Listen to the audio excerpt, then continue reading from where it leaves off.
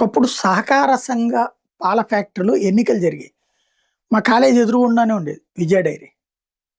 పాల ఫ్యాక్టరీ. పాల ఫ్యాక్టరీ ఎదురుగుండానే మా కాలేజీ కాబట్టి దాంట్లో చూసేవాళ్ళం. ఎన్నికలప్పుడు హడావిడి, వాళ్ళు ఒక్కొక్కళ్ళు దాంట్లో ఉన్నటువంటి సభ్యులందరితో మాట్లాడడం, సభ్యులందరూ రావడం, వాళ్ళకి భోజనాలు ఏర్పాటు చేయడం. ఆ తర్వాత జర్నలిస్ట్‌గా ఈనాడులో ఉన్నప్పుడు, ఆ తర్వాత సిటీ కేబుల్‌లో ఉన్నప్పుడు వాళ్ళకి కవరేజ్ చేశాను, ఇంటర్వ్యూలు చేశాను ఇయన్నీ.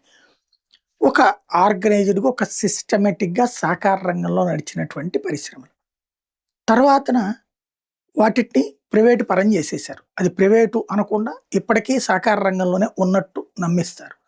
అదే నిజమైతే ఒక చైర్మన్‌ని అందులో ఉన్నటువంటి డైరెక్టర్లందరూ ఎన్నుకున్నాక, అతని చేత రాజీనామా చేయించడం ఏంటి?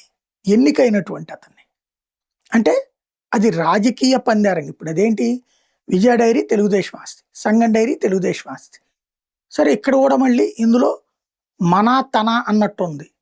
ఇప్పుడు ధూళిపాల నరేంద్ర ఇన్నేళ్ల నుంచి ఉన్నాడు సంగం డైరీకి. మరి అతని జోలికెళ్ళంది ఆంజనేయుల దగ్గరికి ఎందుకెళ్లారు? అతనెందుకు ఖాళీ చేపిచ్చారు? చివరికి ఆస్పత్రిలో చేరితే ఆస్పత్రికెళ్ళి మరీ రాజీనామా ఎందుకు చేయించారు? ఒక్కసారి ఆత్మవిమర్శ చేసుకోవాలి.